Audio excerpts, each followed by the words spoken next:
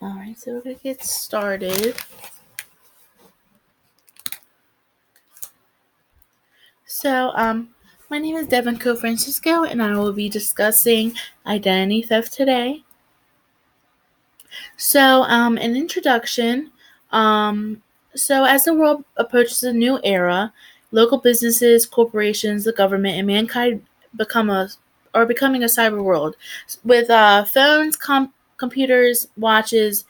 They've been the new source of shopping, watching TV, checking the news, checking the weather, doing work-related operations, doing school, and creating accounts on the web, as well as being able to communicate with others across the globe. However, those sources have become an easy way for cyber criminals to retrieve people's information and breach large corporations.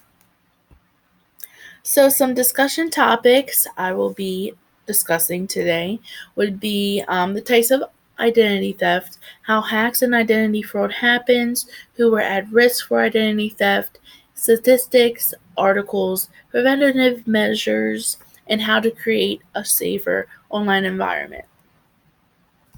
So, types of identity theft. So, there's a couple different types. So, then we have our basic identity theft, which is when someone deliberately does an act of using someone else's identity to gain financial, medical, or social benefits. Then we have our credit card fraud, which is when someone uses your credit card information to make in-store or online transactions, and this can cause a lot of financial damage. And then we have medical identity theft, which is when someone steals your medical insurance number to get medical services or send fake bills to your health insurer.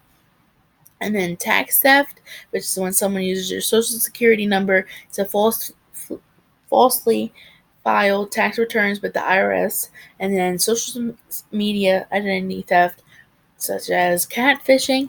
This is when someone takes your picture and your name to make a fake social media account.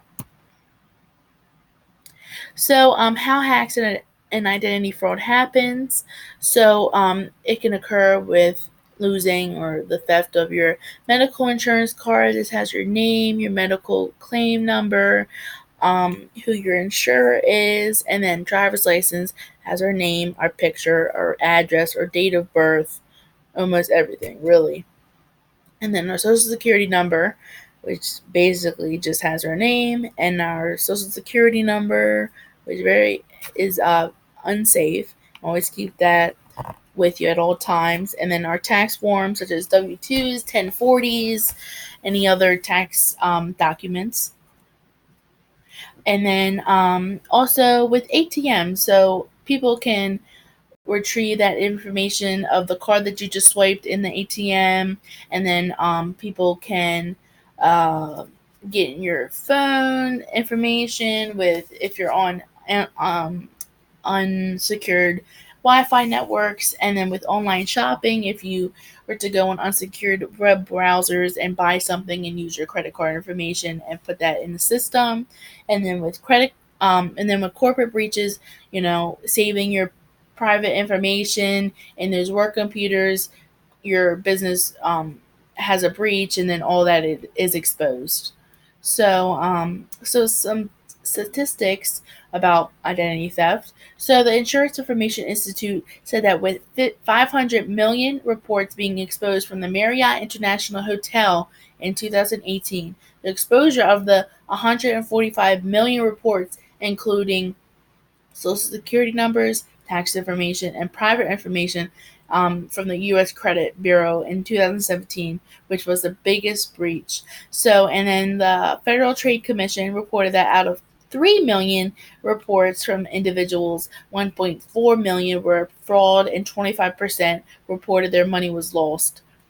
According to the Javelin Strategy and Research in 2017, 16.7 million people are victims of identity theft. And then to the right, there's a short educational video about identity theft, and you can look at that at a later time.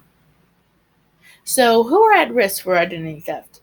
So, corporate and businesses are at risk because They are at risk for potential corporation businesses breaches because they can create hackers to retrieve employees' if confidential and private information, as well as the company's taxes, private and financial documents.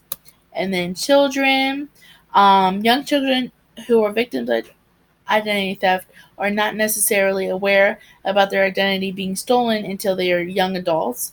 And then the elderly are at risk too because they're more at risk to identity theft due to commonly forgetting where they put their identification cards, also easily manipulated into giving medical and social security information to the wrong people. So, some preventative measures we can all take. Collect your mail every day. Pay attention to your billing cycles. Shred unneeded receipts, credit offers, accounts, statements, and credit and medical cards. Never share personal information such as addresses, phone numbers, medical insurance, or credit card information with anyone who is not your family, your spouse, or a trusted adult in your life. Keep all your identification cards within your wallet, in your wallet, obviously, with you at all times. If your card goes missing or you lost it or whatever, always call your bank and they will freeze your account. Log off your computer every day at work and try not to save personal information and personal documents on your work devices in case of a breach. And always, purchase an antivirus software for your devices.